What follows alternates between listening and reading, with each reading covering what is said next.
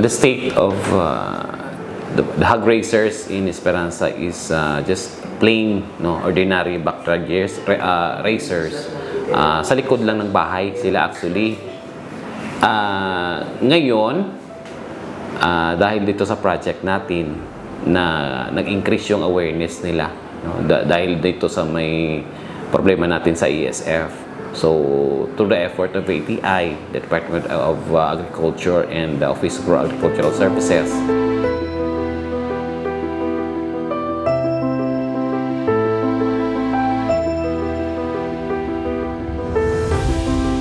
I am Engineer Christopher Dable, an acting municipal agriculturist of the Municipality of Esperanza, Province of Sultan Kudarat. June 2022, na-identify tayo as a beneficiary ng ATI sa SWAIB project, no? And nag-operational po tayo January 2023, no? So doon nag-start po ang ating collaboration with ATI, no, na nakatulong po ng malaki dito sa ating municipality and neighboring municipalities, no? Kasi naging cause dati ng pandemic yung bore for hire, no, na hindi naging aware ang mga farmers natin na lumawak po ang damage dahil diyan sa ESF. So ngayon, mas safe po ang ating mas safe po ang ating mga farmers kasi assured nila na talagang yung semen na nag-deliver sa kanila is wala talagang contamination ng ESF. Ang location po ng ating SWAIB project o yung AI sa barangay ay nasa Municipal Nursery, Barangay Marguez, Esperanza, Sultan Kudarat.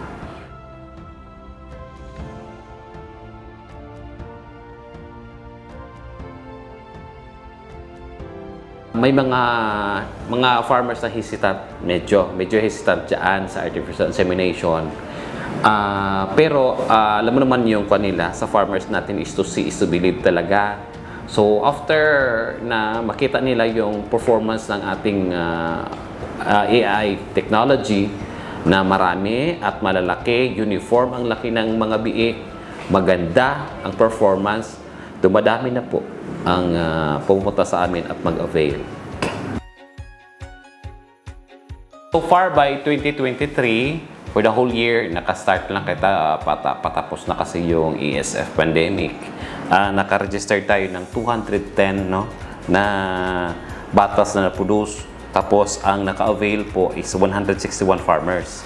Ngayon, 2024 na, nakaabot na tayo sa 360 bottles po ang na-produce natin as of April. Ngayong April pa lang ito.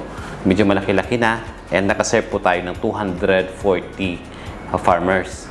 Patuloy po tayong nag-conduct ng training sa iba't ibang barangay ng ating munisipyo. Ngayon po, nagbabalak po kaming mag-extend pa po sa other municipalities para maka-avail din sila ng training at mapa-expand natin ang ating services sa buong Region 12.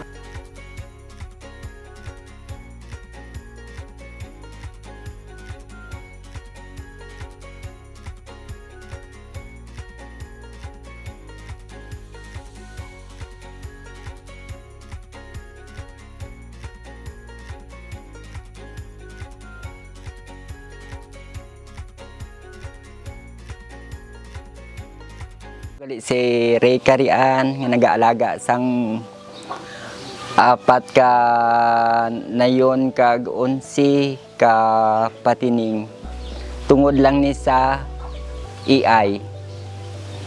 Tapos dako gid ang mabulig ni para sa amon. Tag-agi gid kami pormero sa bor. Pag start naman sang pag sakit sa mga baboy, dito naman ako nag-start sa pag-EI. Itong naisip ko nga sa DE, nagpa-kuan kami, nag-inquire. Ang dako gid ang nabulig sang inyong kuan sang DE tungod nga kaluyan, maayo man ang pagkuan nila sa baboy ko nga okay man ang pagbuntis ya, okay man pagbata ya. Kag naami ang paggawa siya nga bata, wala gamay, wala dako, pararehas gid sila. Kag wala gid ko nagproblema nga nagtai-tai, wala. mag-try kita AI kay dira kita dako ang mabulig gid sang DE sa aton. Magdako gid ang mabulig sa aton kag mas labi pa gid magdako pa gid ang income naton. Salamat gid sa DE nga nagbulig sa akon magpa-AI sang baboy ko. Si Winnie Ampig, taga-barangay sa Labaca, Esperanza. Mayara ko sang 18 kanayon nga ipasagod sa tag sa kabarangay diri sa poblasyon Esperanza.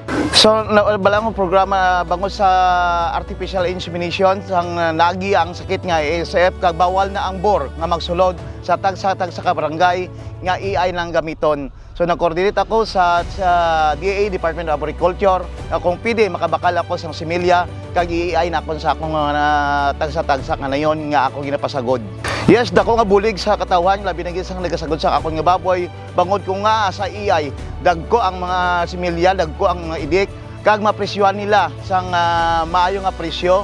Labi na gid sa karon sa mga nagsagod sa akong nga baboy, nagambal gid sila nga kung pwede mag-AI liwat kag magkuha sila sang ilang nga himuon nga nayon. Well, hindi ka mabududuway, arin aktualan na namon kag kung pwede lang kung ang inyo nga baboy kung nagapalais, kung pwede lang report mo sa DA para kadtuan sang DA kag tan-awon ang inyong baboy kung magpalais para i-AI na nila para makita ninyo kung ano gid bala ang quality sang sambitan nga mga idik ngayon. Nanyahan po namin ang ating mga hog racers dito sa Region 12 na tangkilikin po natin ang programa ng ATI at Department of Agriculture 12 na mag-AI po, mag-avail po sa ating programa para po ma-safeguard natin ang ating investment, no, na hindi tayo basta-basta mapasok ng ESF. So yan po, sana po ay pagtulungan natin na maging secure at maging stable ang supply ng ating karning baboy sa buong rehiyon. Salamat po.